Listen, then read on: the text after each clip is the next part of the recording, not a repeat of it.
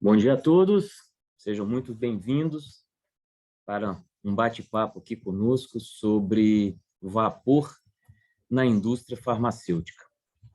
É um tema interessante, é um tema amplo, bastante complexo em alguns pontos, mas vamos tentar falar de uma maneira bem tranquila, de uma maneira bem calma, né? Em um curto espaço de tempo, de 1 hora, que a gente vai estar participando junto aqui.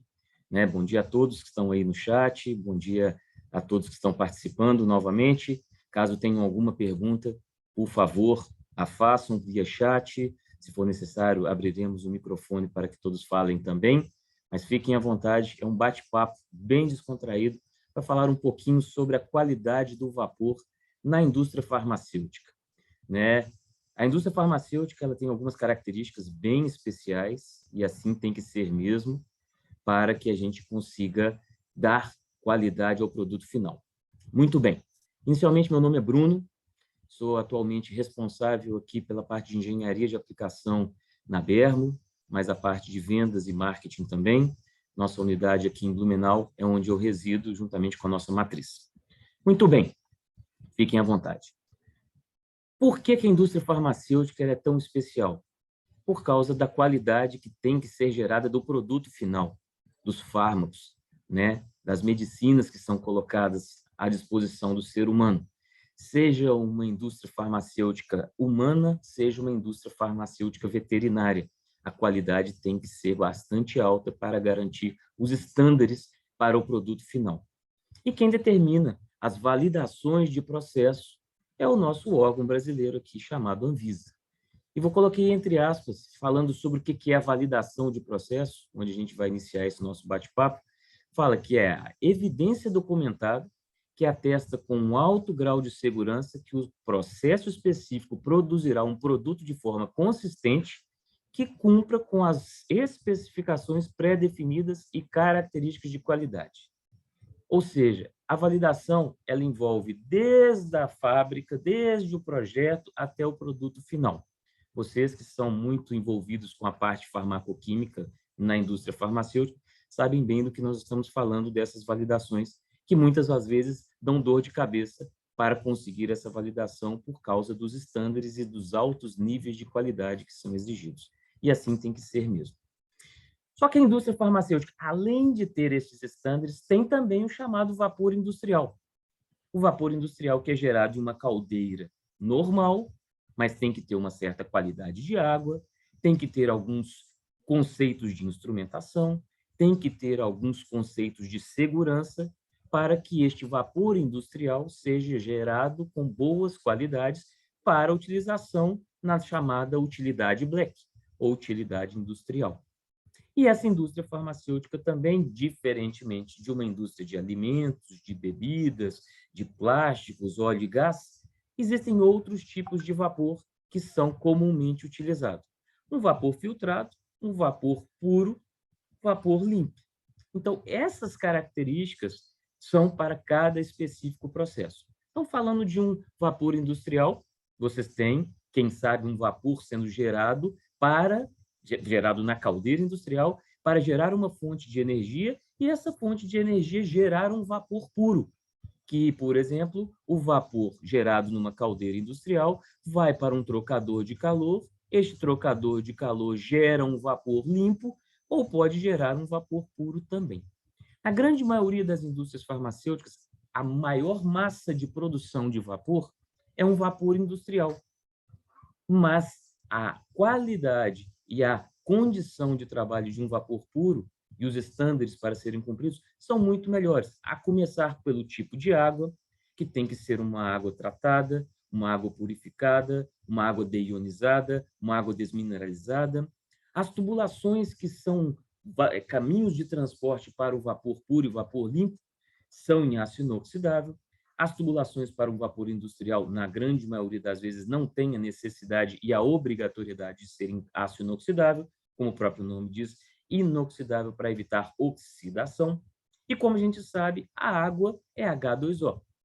E nessa composição da molécula de água sendo H2O, o oxigênio ele é um agente de oxidação. E se o nosso tubo é em aço carbono, pode gerar essa oxidação. E nas tubulações que vão transportar vapor puro ou vapor limpo, tem que ser com característica de não oxidação ou a menor taxa de oxidação possível para garantir as integridades de não contaminação. Muito bem, falamos dos 3 tipos de vapor basicamente encontrados nas indústrias e não diferentemente na indústria farmacoquímica. E seguem algumas normas para estes tipos de vapores. Por exemplo, o vapor filtrado. Temos normas do FDA ou FDA, uma instituição nos Estados Unidos que gere regras, normas, conceitos e validações para o vapor filtrado, que são as normas 3A da FDA, que são normalmente utilizadas para atender a necessidade de um vapor filtrado. Vapor filtrado, de uma maneira bem ampla, é um vapor que sai da tubulação de uma caldeira industrial, passa por um filtro especial, normalmente um filtro com malha sinterizada, com um determinado elemento para garantir a retenção de particulados, seja de 1 micron ou seja de 5 ou 25, dependendo da qualidade do processo.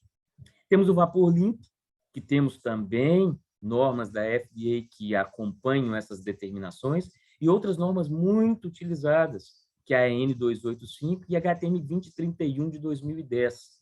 São normas que são exigidas para geração, transporte, utilização e o retorno do condensado, caso necessário e caso possível, deste vapor limpo. Vamos falar um pouquinho mais deste retorno de condensado lá na frente.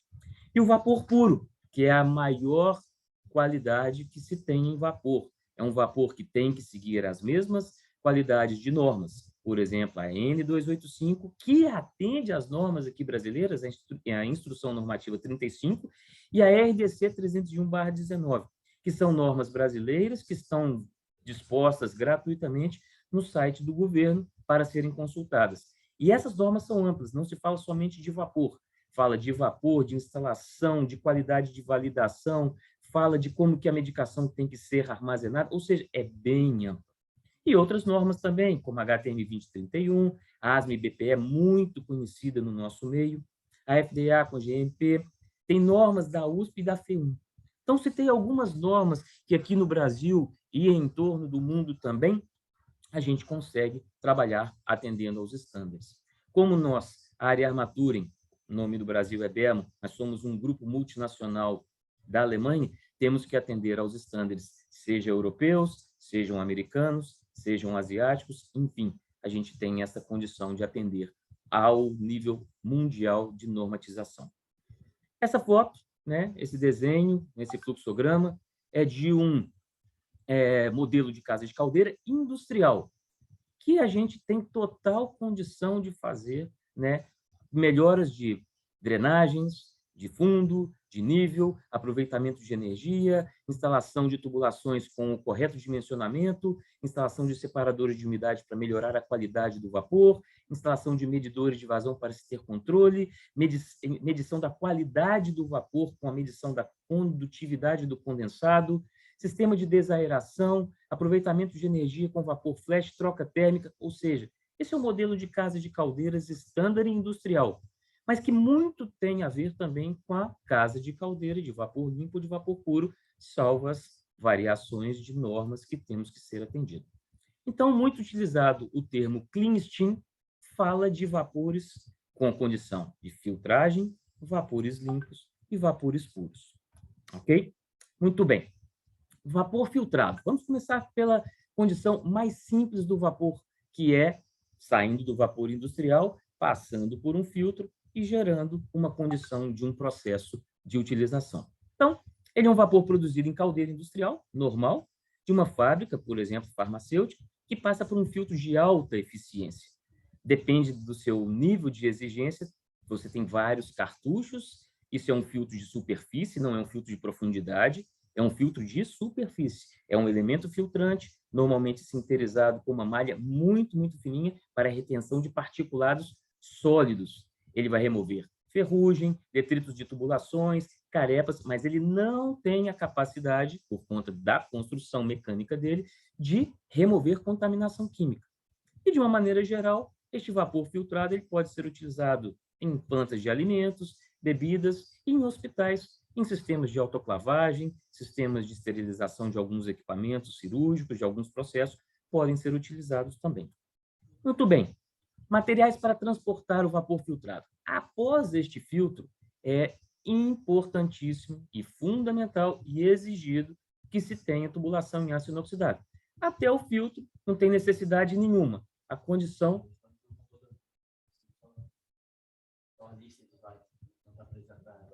Perdão, estou me informando que o slide não está passando. Me desculpem. Deixa eu ver aqui. O slide... Perdão, não estava vendo...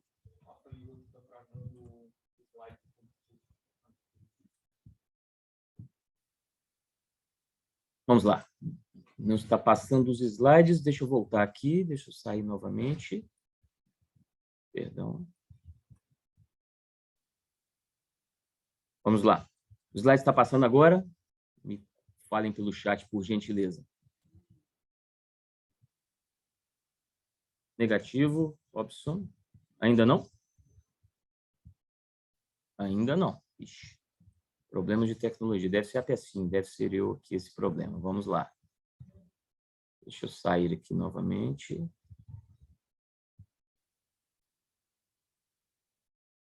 Vamos lá, novamente. Compartilhar.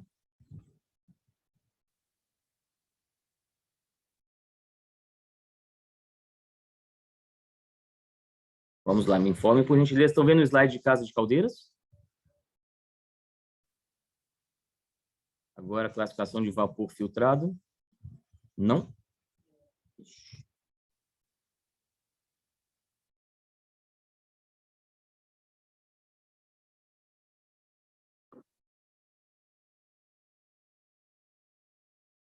Está na capa, Claudemir. Obrigado pela informação. Não sei o que está acontecendo. Pode ser o meu computador aqui. Deixa eu parar de... Estão me vendo agora? Sim. Ok. Legal. Vamos ver aqui.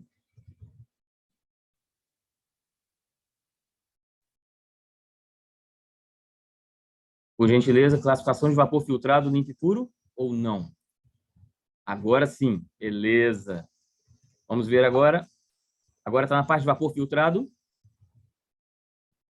Ok, Mike. Obrigado. Maravilha. Vamos lá. Perdão. Perdão por esse transtorno aí, mas obrigado pelas informações.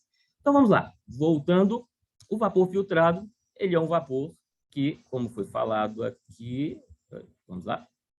Após o filtro, eles têm que ter uma tubulação em aço inoxidável. Por quê? Se a função dele é retirar particulados sólidos, não se tirará parte química, mas a parte sólida realmente vai ser retirada e removida e vai ser posta nesse filtro, que tem que, de vez em quando, ser feita uma limpeza dessa filtragem, desse elemento filtrante. Normalmente pode-se colocar um transmissor de pressão diferencial, pode colocar um manômetro na entrada e um manômetro na saída, e essa condição a gente consegue fazer a identificação de quando o elemento filtrante tem que ser limpo. Tá? Normalmente, os tubos para tubulações depois deste filtro são tubulações em Skedley 10, lembrando-se em consideração pressão, temperatura, resistência mecânica dos materiais. Né? As conexões podem ser rosqueadas ou flangeadas, soldadas também de igual maneira, e podem ser utilizadas abraçadeiras de mangueira para fazer a fixação também. Lembrando sempre que estamos falando de vapor. Vapor tem temperatura, vapor é um fluido que normalmente é bifásico, ele tem a parte gasosa, mas tem a parte também de condensação, que está vindo ou em gotículas aspergidas na tubulação junto com o vapor, ou arrastado na parte de baixo da tubulação. Então, é muito importante que este filtro tenha sua drenagem e, conforme vamos ver aqui, a tubulação de vapor segue as mesmas condições. Drenagem de tempos em tempos, botas coletoras, pernas coletoras, drenagem ao longo do tempo. Bem, quando a gente começa a falar de vapor limpo, muda-se um pouquinho o conceito. Não é uma caldeira de vapor industrial, é um gerador de vapor ou uma caldeira para gerar este vapor limpo. A água tem que ser potável, deionizada ou de osmose reversa como alimentação. Tem que ser grande a qualidade dessa água. Então, o vapor limpo básico requer água de boa qualidade e um detalhe, sem adição de produtos químicos. Então, tem norma para isso. é a norma, por exemplo, que é a HTM 2031, que exige as qualidades de água de alimentação, e este vapor tem que ser gerado também com uma certa qualidade. E ao longo do tempo, de acordo com o tipo de utilização deste vapor limpo, tem que se fazer amostras, tem que se tomar amostras deste vapor ou do condensado para verificar se ele não está tendo contaminação. Contaminação de quê? Às vezes, a tubulação de aço inoxidável que foi utilizada, ela tem um percentual de carbono elevado, porque a tubulação de aço inoxidável, por exemplo, a 316, tem um percentual de carbono. É baixo, mas tem. Já a 316L tem um menor percentual de carbono ainda, mas tem carbono. Então, pode ter um certo tipo de oxidação. Então, de tempos em tempos, conforme as exigências das validações, conforme as normativas das normas, por exemplo, HTM 2031, tem que se fazer a coleta deste condensado ou a verificação da qualidade deste vapor. Bem, onde que se utiliza este vapor limpo?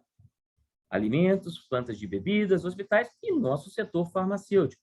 Em algumas opções também, plantas onde tem salas limpas, onde se controla a parte de umidade e temperatura de plantas de eletrônicos.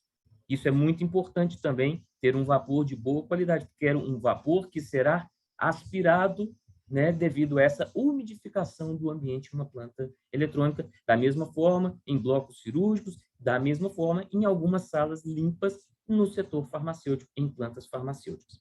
Então, falando um pouquinho de materiais, o aço inoxidável de 300 graus, essa é uma determinação daí para cima, para evitar altos níveis de corrosão.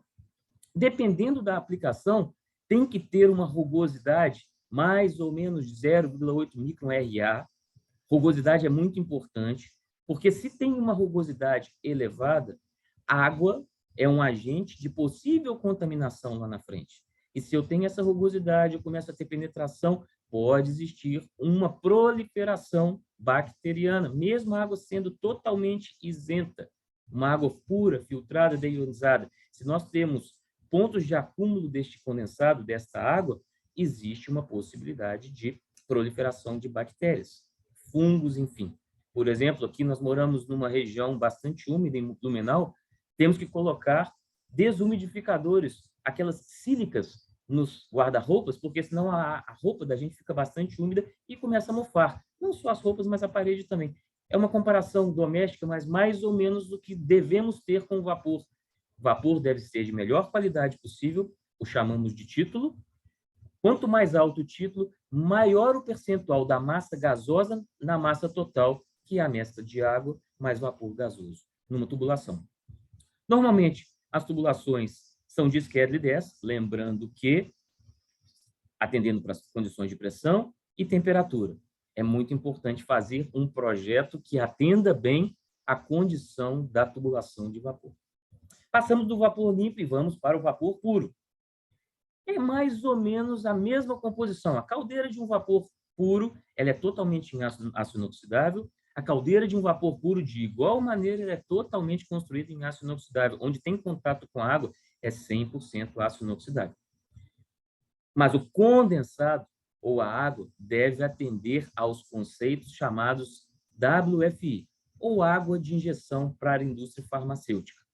Esta água é uma água extremamente pura, é uma água que vai estar em contato, quem sabe, com os fármacos que serão produzidos pela indústria farmacoquímica, fármacos que podem ser injetáveis, fármacos que podem ser engolidos, mas tem que ter excelente qualidade para não ter problema. Imagina uma água que não tenha boa qualidade sendo injetada na veia de um paciente. Então, as validações, as qualidades e os estándares que têm que ser cumpridos são muito, muito importantes. A gente está falando de vida, que é o bem precioso, o maior bem precioso da nossa vida. E este vapor puro é utilizado em plantas de biotecnologia, plantas farmacêuticas, plantas eletrônicas de igual maneira, onde exige a necessidade de um vapor extremamente de alta qualidade. Quais os materiais para transportar este vapor puro? De igual maneira, aço inoxidável de baixíssimo teor de carbono, por exemplo, 316L, para evitar essa corrosão e a contaminação. A rugosidade, tipicamente de 0,4 a 0,8 micron RA, né? E o projeto deve ser sem ranhuras na tubulação e ter uma autodrenagem. Não se pode ter na tubulação ou no equipamento que vá consumir este vapor puro ou vai transportar este vapor puro, ter possibilidade de acúmulo deste condensado. Ele tem que ser autodrenado. Normalmente, as tubulações são de parede fina e as conexões são do tipo sanitário. Não pode ser rosqueado, não pode ser flangeado e tem que ter eletropolimento nas soldas para evitar aquelas carepas da soldagem. Então, é muito detalhe. Estamos falando aqui de uma maneira bem ampla, né? Acho que agora as transparências estão passando normalmente. Essa transparência será disponibilizada para vocês ao final do curso, com os e-mails que vocês cadastraram. E caso precise de alguma informação adicional, que a gente não passará nessa 1 hora, por favor, vou passar meu telefone, meu e-mail e toda a BERM está disponível. Bem, qual que é a porcentagem de vapor sendo definida na relação de água? Não existe uma definição, mas o que se deve fazer é gerar um vapor na maior qualidade possível. Quanto maior o título do vapor, mais seco é o meu vapor, mais energia eu vou transferir para o meu processo e menos combustível eu vou utilizar. Lembrando das nossas aulinhas lá de transferência de calor, de termodinâmica, temos a curva de mudança de fase. Eu tenho o aquecimento dessa água, que sai de uma temperatura X e vai até o ponto de ebulição, uma dada pressão. Na mudança de fase, eu tenho uma linha paralela à base, ou seja, na mudança de fase, eu não tenho mudança de temperatura do vapor saturado. E quando eu chego ao título 1, que será 100% da minha massa de água convertida em vapor, se eu mantenho a fonte de energia, eu começo a superaquecer esse vapor. Mas para energia sendo trocada para fonte de aquecimento, vamos trabalhar com vapor saturado. Quanto mais próximo do título 1 eu estiver, mais seco estará meu vapor e mais qualidade eu terei no meu processo. Ok? Então, o vapor tem que ser o mais seco possível. E os regulamentos europeus estabelecem critérios de qualidades específicos para o vapor utilizado na esterilização. E tem que ser livre de pirogênio. Esta condição é fundamental para o processo. Pergunta aqui do Alex. Por norma, qual o título mínimo? Boa pergunta, Alex. Vou mostrar numa tabelinha mais para frente, mas eles recomendam que o título seja acima de 95%. Tá? Vou passar aqui essa informação. Vou lá na frente e depois eu volto. Muito bem aqui, ó. Eles falam que na mistura ele tem que ser para vapor puro e vapor de processo, não pode ser menor que 5% abaixo do título 1. Então, a gente chama de 95% de título. O que é que quer dizer? Da minha massa total de água, 95% está convertida em vapor e 5% está em água. Se nós pensarmos de uma maneira bem ampla, numa caldeira que gera 100 kg por hora de vapor puro, 5%, nós estamos falando de 5 litros por hora de água. É uma quantidade alta. Mas nós falamos de uma escala industrial, uma caldeira de 1.000 kg por hora, 10 toneladas por hora, 5% é muita quantidade de água. É um vapor que está com uma qualidade questionável.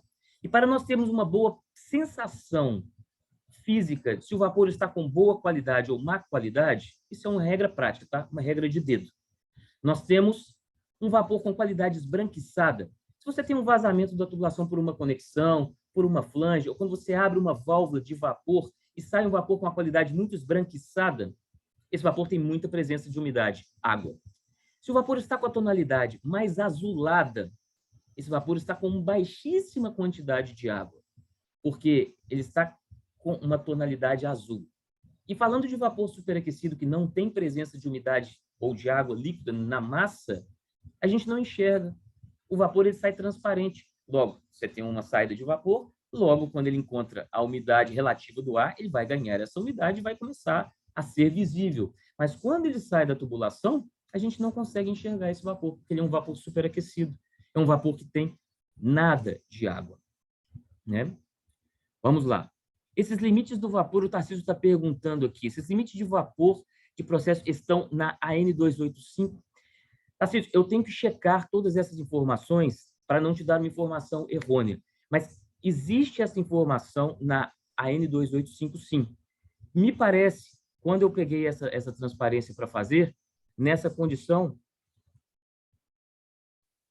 parece aqui, essa é uma tabela da AN285, tá? Então, só para confirmar para você, essa tabela é da AN285 e eu acredito que seja escrito e seja normatizado dessa maneira. Então, o título é um título que a gente vai garantir uma boa qualidade de vapor. Então, essa é uma recomendação da norma, tá?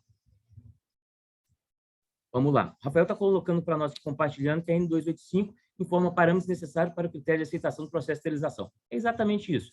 Que são esses dados aqui, que informam pH, condutividade, a parte de gases não condensáveis, a parte de mistura, grau de superaquecimento e a parte de bactérias que podem ser trabalhadas ou não, dependendo do tipo de vapor.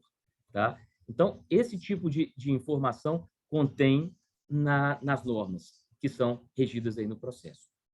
Legal? Qualquer dúvida que eu não responder, por favor, vai me falando e, por e-mail, no futuro, a gente pode estar respondendo as suas perguntas continuamente. Legal. Pureza do vapor. Falando de uma maneira bem clara, é a medida qualitativa da contaminação do vapor causada por sólidos totais dissolvidos, voláteis ou partículas de vapor ou líquidos formados pelo gerador. As características do produto final dependem da pureza do vapor limpo e do vapor puro, ou seja, tudo tem a ver com a água. Só que a fonte de energia que nós temos para gerar o vapor puro ou gerar o vapor limpo tem que ser uma energia de bastante capacidade. Como vimos, podemos ter o vapor industrial para gerar o vapor puro ou vapor limpo, dentro de uma caldeira, um gerador de vapor instantâneo em aço inoxidável. Quanto melhor essa energia e a instrumentação dessa caldeira de vapor puro ou vapor limpo, melhor vai ser a qualidade do nosso vapor. Muitas dessas caldeiras, elas têm anteparos, chicanas ou até demísteres para fazer com que o vapor saia com boa qualidade. Outra característica muito importante é que, se nós temos uma caldeira bem dimensionada para o processo, trabalhando com a pressão de trabalho ideal, trabalhando com a vazão necessária para atender o processo, a gente vai evitar de termos arraste. O que é o arraste? Quando eu tenho um consumo muito brusco, muito repentino de uma vazão instantânea, pode ser que o meu gerador de vapor não consiga gerar instantaneamente este vapor e parte dessa água que está na superfície da caldeira ou do gerador de vapor pode ser arrastada para esta tubulação e pode ser transportada para o equipamento. Isso vai gerar um vapor de baixa qualidade, além de gerar possíveis golpes de ariete, gerar possíveis danos a uma válvula, a um equipamento e ao processo que vocês estarão trabalhando.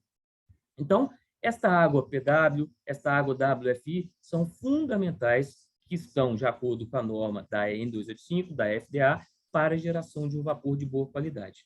Então, voltando nas planilhas, né, que eu apresentei um pouquinho lá na frente, estou voltando aqui agora, esta é uma planilha que foi tirada da norma da USP 24, tá falando sobre água pura, fala dos conceitos de água pura e água para injeção, de condutividade, né, de níveis de carbono totais que podem ser, a parte limite de parte microbiana que podem ser aceitas, as endoxinas, e a parte de produção, como que deveria ser, através de qual que é o processo.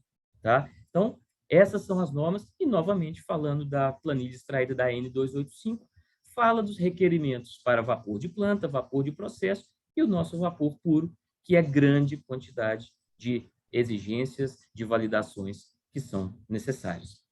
Ok? Então, essas planilhas serão compartilhadas com vocês para que tenhamos informação. Bem, então, falando de novo do gerador de vapor limpo e, de igual maneira, vapor puro, a qualidade de água é muito, muito importante. E que temos que ter preocupação com as partículas insolúveis, que são materiais em suspensão, para evitar corrosão, a dureza desta água, porque dureza provoca formação de sais, né? Juntamente de incrustação, essa dureza com grande quantidade de sal e grande quantidade de metal na água produz essas incrustações. Temos que retirar esses voláteis, seja através de um desaerador, ou seja também através de processos físicos. Temos que preocupar com os produtos orgânicos e com os micróbios que estão habitando nessa água. Então, são muitos processos para utilizar a condição de geração de um vapor limpo ou puro. A desgasificação, que é retirada de íons livres de gases, de oxigênio e gases não condensáveis. Isso pode ser feito através da condição de equilibrar a alcalinidade da água, pode ser através de aumento da temperatura do seu tanque de condensado ou do seu desaerador. Quanto mais alta a temperatura que nós temos da minha água de alimentação de caldeira, menor vai ser o percentual em partes por milhão da nossa quantidade de oxigênio dissolvido. E, como foi falado, o oxigênio dissolvido ele é fator de oxidação. Vou checar aqui, tem um chatzinho aqui. Gases não condensáveis também, perfeito, exatamente. Então, os gases não condensáveis incluem oxigênio, amônia, dióxido de carbono, e normalmente eles estão presentes nessa água de alimentação. E temos que retirar, né? Além de causar oxidação, o oxigênio ou esses gases incondensáveis, conforme eles são jogados para a tubulação, falando da lei de Dalton, da lei de pressões parciais, o ar é um excelente isolante térmico. Então, se você tem ar ou gases sendo desprendidos da sua geração de vapor e sendo jogados na tubulação, que vão ser transportados na tubulação e ser direcionados a um equipamento, este equipamento, se tem uma troca térmica indireta, pode ser que seja prejudicada nessa troca de energia, porque o gás ele tem uma energia menor do que a do vapor, e essa energia pode ser transferida negativamente, você ter perdas de processo, aumento no tempo de aquecimento, aumento no tempo de esterilização, aumento no tempo de processamento, porque esse gás ele tem uma temperatura mais baixa e pode ser um causador de diminuição no seu processo térmico. Tá? Então, mostrando um gráfico que é o que nós dissemos, quanto mais alta a temperatura, neste gráfico em tonalidades de azul até vermelho, estamos mostrando na parte horizontal, na ordenada, nós temos quanto mais alta a temperatura, próximo de 100 graus Celsius, nós vamos ter aqui um percentual de oxigênio dissolvido próximo a zero. Quanto mais baixa a temperatura, mostrando, por exemplo, 10 graus Celsius, 20 graus Celsius, nós vamos ter próximo de 9, 8,5 partes por milhão de oxigênio dissolvido. E esse oxigênio é importante que ele seja eliminado pelos pontos que nós já comentamos. Ok? E nessa desgasificação, falando também de maneira geral, você vai evitar ter carepa de tubulação, ferrugem, detritos, incrustações. Então, essa corrosão em tubos de aço ou ferro é muito comum. Na tubulação de aço inoxidável, já não é tão comum, né? Por causa do baixo teor de carbono que se utiliza nas tubulações após o filtro de vapor filtrado e nas tubulações de vapor limpo e de vapor filtrado também. Falando um pouquinho de equipamentos que geram este vapor limpo ou também o vapor filtrado, são equipamentos totalmente construídos em aço inoxidável, tem uma fonte de energia que pode ser um vapor de caldeira, um vapor industrial, pode ser uma água quente, pode ser uma energia limpa, pode ser uma fonte de energia qualquer. Por que se utiliza muitos geradores de vapor limpo e puro com vapor de caldeira? Porque as plantas já têm um vapor industrial, é uma energia que já está sendo utilizada, pega essa energia de um vapor, por exemplo, a 10 bar de pressão, a 183,2 graus Celsius aproximadamente, e gera-se um vapor a 2 bar, a 130 graus, 135 graus, ou seja, eu tenho uma energia muito quente, uma energia com calor disponível para transferir para uma água, essa água vai evaporar, vou gerar um vapor a mais baixa pressão e vou jogar este vapor para o meu processo de vapor puro e vapor limpo. Neste desenho da esquerda, na saída de vapor, tem o chamado demister, que pode ser uma chicana, uma maleta, um anteparo, para que evite que este vapor úmido saia quando possivelmente possa acontecer um arraste devido à variação de pressão e temperatura. Este demister é um equipamento importante, uma peça importante para evitar este arraste de grande quantidade saindo para a tubulação de vapor e vapor puro que vai jogar para o seu processo. E neste outro processo aqui também, neste gerador de vapor, tem também um trocador de calor que fica circulando essa água e gerando um vapor. Também tem um demister, na parte superior gera-se um bolsão de vapor.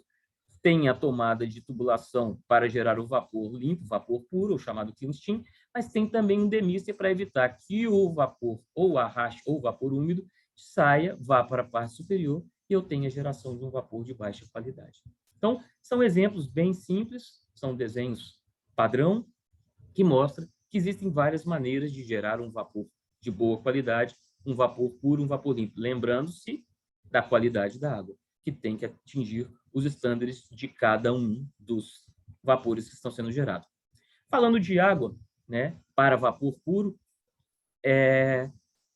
a tubulação já falamos que é 316, a construção tem que ser sanitária, tubulação com soldagem, quando tem os cascos, as tubulações, TIG com solda orbital, soldagem de extremidade de tubos, conexões firmes, a rugosidade tem uma certa limitação, normalmente entre 0,5 e 0,6 micron RA. As pressões de vapor gerado para vapor puro são baixas, porque os processos exigem temperaturas não tão elevadas como o processo de vapor industrial.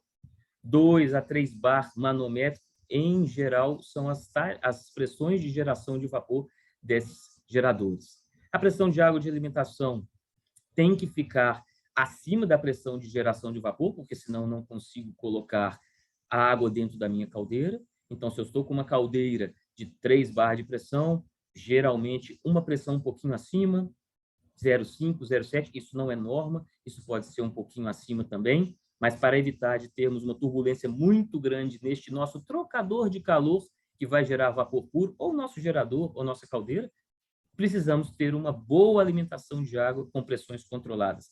Normalmente, as alimentações de vapor, de água para esses geradores de vapor não são on-off, são proporcionais, ou com bombas com variador de velocidade, inversor de frequência, ou com válvulas de controle que vão jogar a quantidade suficiente de água para o processo, para ter uma estabilidade, porque imagina, fazendo uma comparação, seja para vapor puro, limpo, filtrado ou industrial, se eu tenho uma caldeira gerando vapor a 4 bar, 3 bar, 140 graus Celsius, eu estou jogando uma água a 100 graus Celsius de uma maneira instantânea, eu tenho que sair de 100 graus para 140.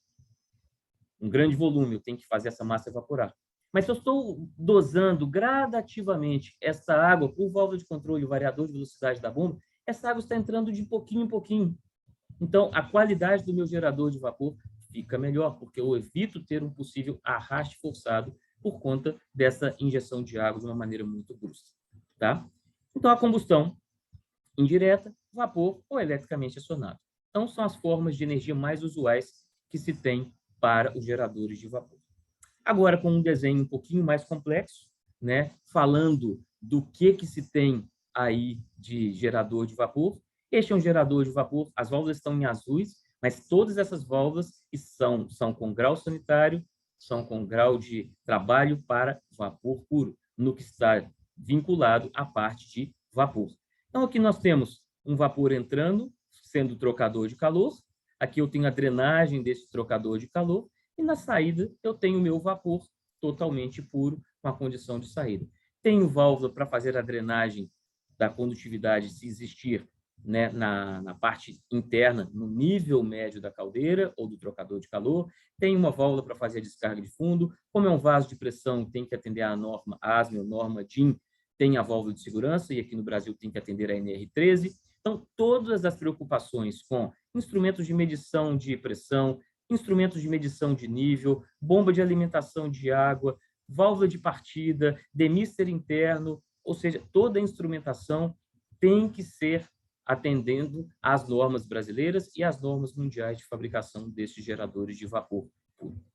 Tá? Então, essa é uma foto, uma gravura, um renderizado de como que pode ser encarado o nosso gerador de vapor puro.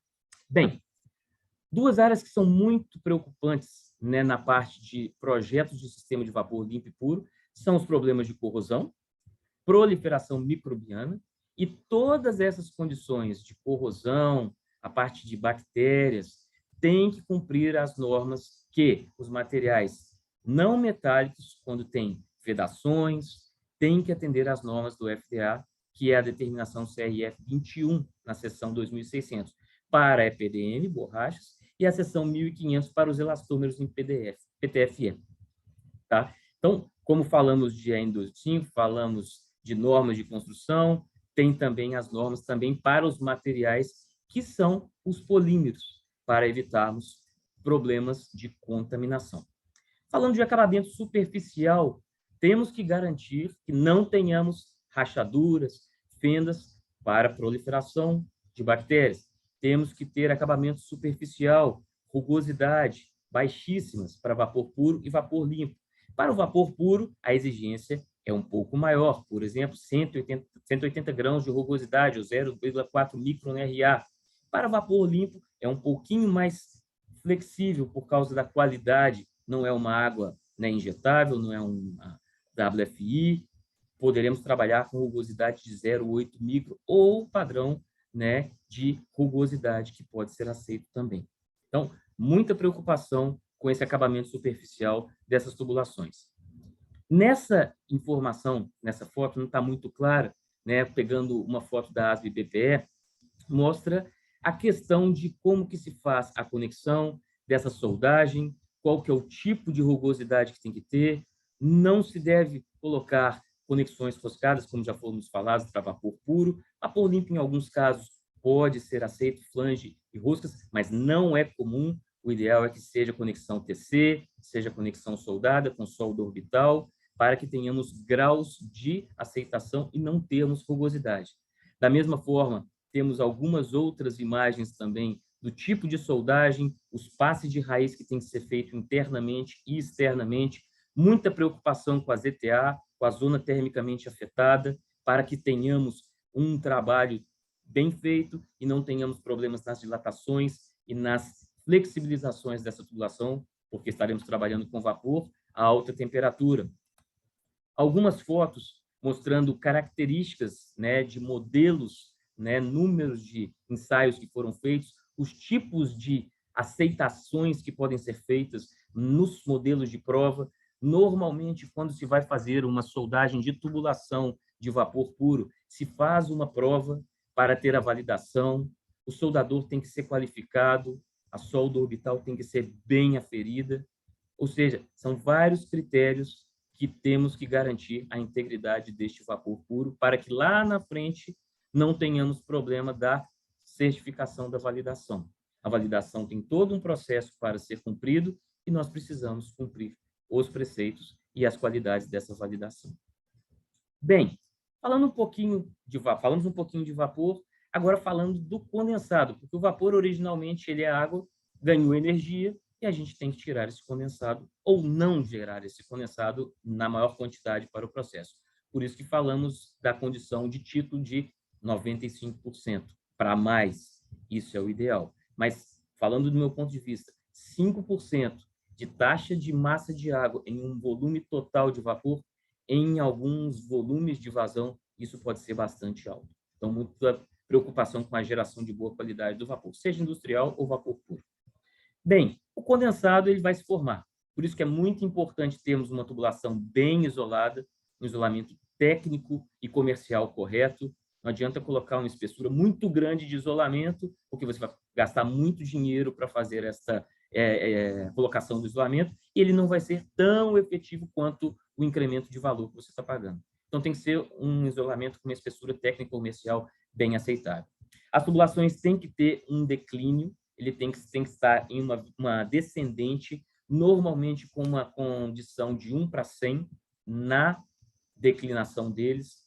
O suporte da tubulação tem que ser um suporte bem adequado.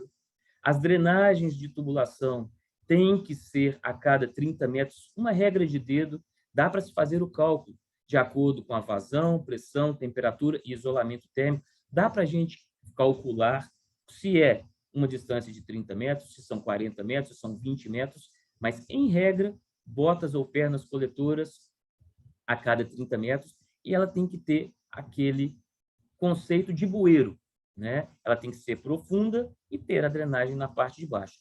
Só que, falando um pouquinho de vapor puro, vapor limpo, é um pouquinho diferente do conceito do vapor industrial. Vou passar um pouquinho para frente aqui nessa foto, e voltarei depois. No vapor industrial, a gente utiliza este conceito de bota ou perna coletora. A tomada é lateral e na parte de baixo nós colocamos uma drenagem para retirada de sujeira. Porque a tubulação é em aço carbono, a tubulação vai ter corrosão natural por causa dos teores de carbono da tubulação em aço carbono. Na tubulação de vapor puro, tem que ser na parte de baixo, que não pode ter acúmulo de condensado, como vimos. Não pode. Então, voltando um pouquinho na declinação da tubulação, temos que ter uma inclinação de 1 para 100. Toda elevação tem que ter uma drenagem. Toda mudança de nível por conta da densidade do condensado tem que ser drenado para evitar acúmulo de condensado e este condensado ser arrastado para mais para frente da tubulação, gerando golpes de ariete, menor qualidade do vapor e menor taxa de transferência de calor. Quanto mais na curva de mudança de fase, quanto mais próximo do título 1 eu estiver, mais aproveitamento do calor latente eu vou ter. Quanto mais próximo eu estiver do início da minha mudança de fase, mais calor sensível eu vou aproveitar. E na mesma temperatura, falando de 4 barras de pressão, por exemplo, 145, 150 graus, eu tenho um calor latente de, vamos chutar, 520 kcal e tenho um calor sensível próximo da temperatura do vapor saturado, 150 kcal. Então, é muito melhor eu trabalhar com a energia do vapor do que trabalhar com a energia do condensado. Sendo que eu já gerei o meu vapor lá e já gastei meu combustível na caldeira para gerar. Então, quanto melhor o meu vapor, melhor o aproveitamento. E as pernas coletoras aqui, com válvulas de bloqueio, passagem plena, tem que ser autodrenante, e os purgadores, normalmente com conexão triclamp, normalmente termostáticos, para evitar que quando se fecha, né, a caldeira, quando se evita de jogar vapor, né, ou quando se não tem mais necessidade de jogar vapor, todo o condensado seja autodrenado para o sistema de descarte. Seja para uma sala limpa, seja para uma sala aberta, enfim, sistema autodrenante o tempo todo para vapor. Mesmos conceitos na foto da esquerda para vapor industrial, sempre reduções excêntricas, quando se necessita fazer uma redução, para evitar que tenhamos acúmulo de condensado. Então, reduções excêntricas com soldas, com qualidade na validação, solda orbital, atendendo à rugosidade, tudo que já falamos rapidamente. Reduções concêntricas, definitivamente não, em vapor industrial e muito menos para vapor puro, porque é ponto de acúmulo de condensado e proliferação, que nós já vimos aí de corrosão, bactéria e tudo mais. A parte de alimentação de vapor sempre na parte superior, para que o condensado fique na parte de baixo, caso seja fluxo, e logo na frente ter a drenagem de condensado e jamais fazer uma derivação de pernas de vapor, alimentação de vapor para um equipamento pela parte de baixo, porque eu vou pegar um vapor de menor qualidade, com possível arraste. E como vimos, essa foto mostra um desenho de um purgador termodinâmico, não é muito usual, mas pode ser em algumas aplicações, principalmente para vapor limpo. Vapor puro, a grande maioria é com a qualidade de vapor de extrema pureza, tem que ser autodrenante, e o autodrenante é o purgador termostático, que quando ele está frio, ele dilata, ele se contrai, ele não está dilatado, ele fica com a esfera aberta e todo o condensado que está chegando na bota coletora, ele é descartado para a sua área de descarte. Bem, da mesma maneira que os condensados têm que ser descarregados, você pode fazer um header, um manifold com todas as drenagens de purgadores em um determinado local, uma sala limpa, e você pode descarregar para a atmosfera quando é aplicável essa normativa, quando necessita essa validação, é descarregado. E as chamadas pernas mortas, elas não podem ser consideradas, têm que ser evitadas ao máximo, por causa que o processo não pode ter acúmulo de condensado. E falando de isolamento térmico de tubulação, lembrando que o purgador termostático ele trabalha com diferença de temperatura, evitar de isolar termicamente o purgador termostático. Porque se isolarmos o purgador termostático, ele vai ficar encapsulado com a temperatura, e essa temperatura vai dificultar a abertura e o fechamento dessa cápsula para fazer a drenagem do condensado. Ok? Bem, algumas fotos ilustrativas aí de salas limpas, né, em sistemas fechados, onde o condensado pode ser reutilizado. Quando ele pode ser reutilizado? Quando não tem risco nenhum de contaminação. Então, este condensado pode ser disponibilizado para utilizar na própria caldeira, novamente, porque uma água pura não teve contaminação, mas sim passando por todo o processo de filtragem, deonização, osmose de uma maneira geral. Tem uma pergunta aqui.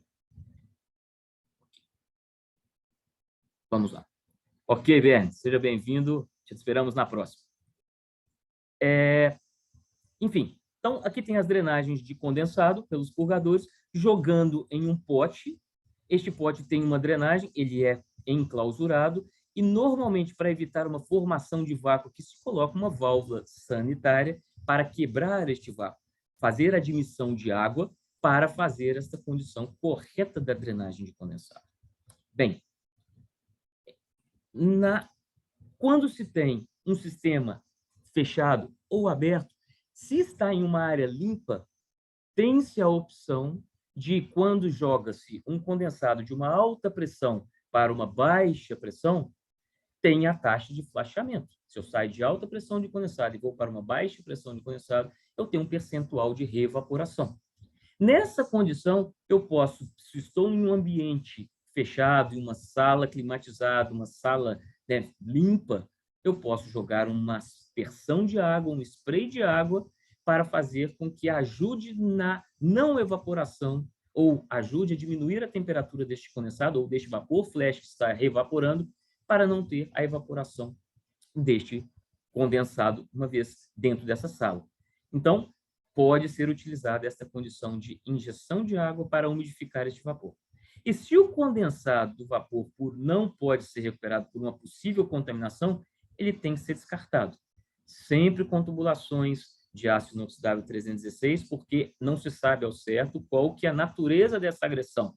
Pode ser por produto químico extremamente contagiante para a tubulação, então é importante fazer uma compatibilidade química do possível contaminante com o material da tubulação que vai transportar este condensado para um descarte, seja para uma estação de tratamento ou seja para uma zona de descarte sanitário. Ok? Bem, os purgadores. Falamos dos purgadores termodinâmicos, falamos dos purgadores termostáticos, que garantem a condição de uma efetividade de autodrenagem, ele fica sempre aberto quando a temperatura está baixa, então a função do purgador é remover este condensado automaticamente. Purgadores de linha. Em alguns casos, os purgadores termodinâmicos são aceitos, e os purgadores de processo, por exemplo, o CIP, muito usual nessas indústrias farmacêuticas, é obrigatório termos o purgador termostático para fazer essa drenagem. Ok? Alguns desenhos ilustrando como que é uma planta de fármacos. Temos um gerador de vapor puro, sai pela parte superior.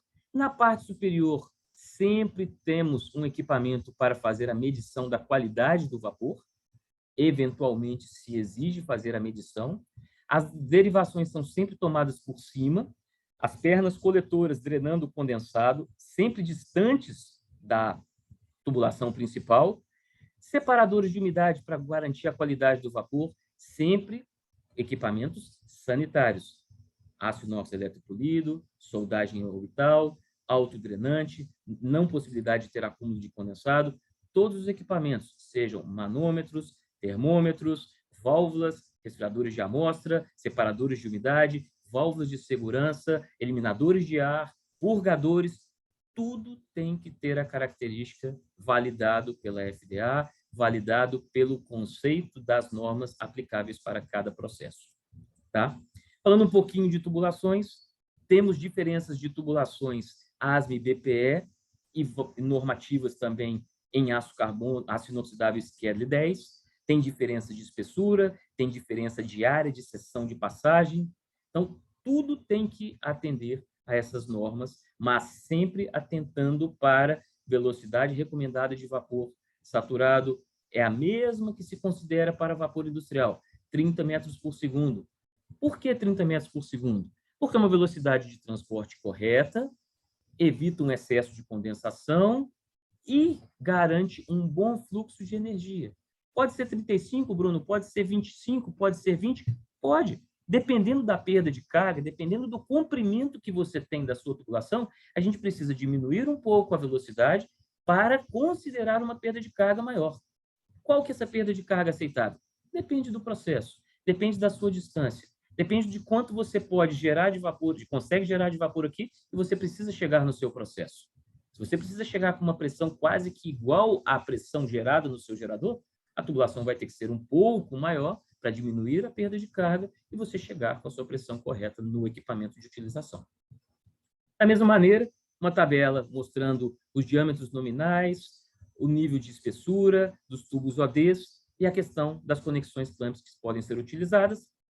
Uma planilha de uma maneira bem simples, bem didática, falando qual que é a vazão de vapor, onde tem as informações aqui, a uma velocidade de 25 metros por segundo e a distintas pressões de trabalho, e com os diâmetros. Por exemplo, temos uma tubulação aqui de 1 polegada, ele tem um diâmetro, no caso de 22,1 milímetros, uma área de seção de 0,384, e se nós pegarmos uma tubulação de 1 polegada com 3 bar de pressão, a gente vai ter com uma velocidade de 25 metros por segundo, aproximadamente 74,7 quilos por hora de vapor.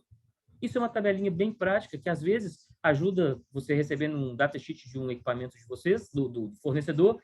Poxa, vou ter um equipamento que vai consumir 100 quilos por hora de vapor. A qual pressão? Vai utilizar 3 bar de pressão, 100 quilos por hora de vapor. A 3 bar de pressão, se eu pegar a tubulação de 1 polegada, já não dá conta. Mas a tubulação de 1,5 me passa 185,2, ou seja, eu posso utilizar uma tubulação de 1,5 polegada que vai transportar o meu vapor com boa qualidade. Vai ser a 25 metros por segundo? Não, vai ser um pouquinho menos, porque minha tubulação está um pouco maior e eu vou ter uma velocidade um pouquinho mais baixa. Enfim, essa planilha também estará disponível para vocês. Falando um pouquinho das pernas mortas ou das ramificações. Você tem um header, por exemplo, de vapor vertical ascendente. Quanto mais próximo eu tiver a minha válvula de bloqueio que faz a alimentação para um tronco de equipamento consumidor, quanto mais próximo eu estiver do header principal, menor a minha perna morta, menor o meu ponto de acúmulo desse possível condensado quando essa válvula fechar. Porque se minha tubulação está autodrenante, beleza, ela vai cair nesse header e vai ser drenada pelo purgador que está na parte de baixo. Mas pode ser que o meu vapor esteja em alinhamento, estou com toda a minha tubulação quente, e em algum determinado tempo do processo, eu precisei fechar a minha válvula do equipamento, e neste momento eu vou começar a transferir uma energia negativa do vapor para o meio ambiente e eu vou criar uma condensação. E essa condensação vai ficar estagnada nessa perna morta. Quanto mais próximo eu estiver da válvula de bloqueio do header principal, menor o meu trecho de perna morta, menor o meu trecho de acúmulo de condensado. Tudo isso está definido nas normas, tá? Que deve ser em relação a JEP menor que a 6 diâmetros, menor que 3 diâmetros, menor que 1 diâmetro. Sempre a gente tem que atentar para isso, tá? Falando um pouquinho também da norma ASME, tudo é normatizado. Quais são as variações de alimentação? Conexões clamp, soldas orbitais, enfim. Mas a norma nos fala um detalhe bem legal. Uma seção de desvio de tubulação, que é uma derivação para o ponto de consumo, que tem um fluxo apenas de limpeza ou SIP, não constitui uma perna morta. Então, tem essas flexibilidades também. Mas se eu estou fazendo essa condição na vertical ascendente de um header horizontal, toda essa condição de perna morta, ela fica sem função, porque já está caindo. Mas acima da válvula de bloqueio, cria-se uma pequena possibilidade de ter um acúmulo de condensado. Mas para esse tipo de utilização, sistema SIP não é constituído uma perna morta. Então, quanto mais próximo eu estiver a retirada da minha derivação da tubulação principal para uma válvula de bloqueio, melhora a minha condição de evitar a perna morta. Outro ponto importante, que é da mesma maneira de igual sustentação e suportação de tubulações de vapor industrial, são as ancoragens. Essa ancoragem tem que ter suportações de acordo com o diâmetro da tubulação. Quanto maior o diâmetro, mais resistência eu tenho da minha tubulação. Mas tubulações de meia polegada, que são muito blandas, são muito delgadas, são muito fáceis de ter flambagem, melhor colocar suportações em menor curto espaço de tempo. Por exemplo, de 3 em 3 metros. Tubulações de 6 polegadas podemos colocar a cada 6 metros, 8 metros. Isso é importante. Mas se você tem uma tubulação bem fina que pode ter deformação, para evitar que tenha acúmulo de condensado, é importante fazer uma boa suportação da tubulação. E não deixando de esquecer que estamos trabalhando com vapor e condensado, temperaturas acima da temperatura ambiente, vamos ter expansão, vamos ter flexibilidade. E aí uma fórmula padrão que a gente calcula qual que é a expansão da minha tubulação, que é o comprimento vezes o diferencial de temperatura vezes o coeficiente de dilatação de cada tipo de tubulação, que é o alfa. Então, podemos fazer essa compensação de dilatação através de liras de expansão, né? Curvas de dilatação. Então, tem vários pontos que se pode utilizar. De igual maneira, quando eu estou fazendo a ancoragem da minha tubulação, onde eu vou ter minha tubulação engastada, fixa, onde eu vou ter minha tubulação em ponto deslizante. Tudo isso se vê na questão de um projeto atendendo às normas e às validações para vapor puro, vapor limpo e vapor industrial de igual maneira. Bem, isso é um isométrico de uma instalação bem simples, né, que a gente utiliza aqui como forma didática, onde tem um gerador de vapor, tem o resfriador de amostra para medir a qualidade do vapor, tem a inclinação, como vimos aí, de 1 para 100, temos as derivações pela parte superior, as válvulas de bloqueio o mais próximo possível das derivações, drenagem de final de rede com eliminação de ar, drenagem de final de rede com purgador de condensado. São condições padrão. Outros desenhos, de uma maneira não só de isométrico, mas de fluxograma também. E algumas coisas que falamos, né, de conceitos sanitários, conceitos de normas, válvulas que normalmente podem ser utilizadas para vapor puro, vapor limpo, válvulas de diafragma, válvulas de esfera, válvulas redutoras de pressão, válvulas de controle, válvulas de segurança, válvulas de retenção. Se nós pegarmos os desenhos ou os modelos de válvulas para a indústria farmacoquímica, são bem mais específicos, são bem mais trabalhados e são para atender essas normas. E para vapor filtrado, temos os filtros sinterizados com elementos com cartucho, um filtro de superfície, os purgadores com conexão triclamp, separadores de umidade de igual maneira, conexão TC, resfriadores de amostra, válvulas borboleta com conexão também, mas todas apropriadas, e os trocadores de calor, da mesma maneira que uma caldeira, que é um gerador de vapor através de uma troca térmica, tem que ter a característica de grau sanitário para atender todas as normas que nós falamos aqui no transcurso do dia. Tá? Ultrapassei aí 2 minutinhos, né? Acho que foi por conta da confusão que deu lá nas transparências, mas agradeço por vocês terem falado que não estava passando e a tempo a gente conseguiu reparar. Meu nome é Bruno, tá? Estou à disposição aqui na Berma, na nossa unidade de Blumenau.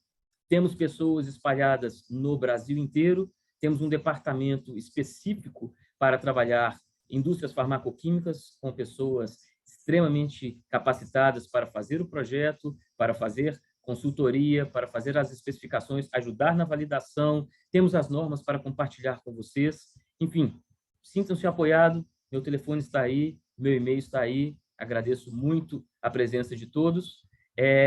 Como eu disse, a apresentação eu encaminharei para todos vocês que participaram, juntamente com o certificado de participação deste webinar que nós fizemos aqui agora, e nessa condição estou à disposição de igual maneira com todo o time da Berma.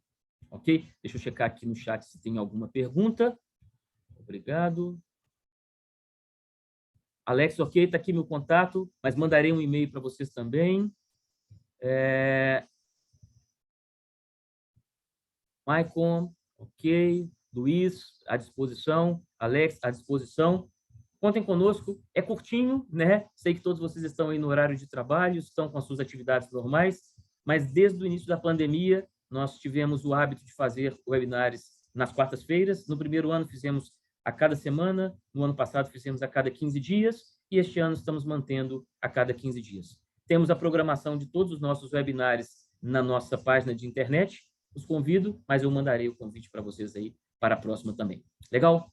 Gente, obrigado pela atenção. Contem conosco. Boa semana.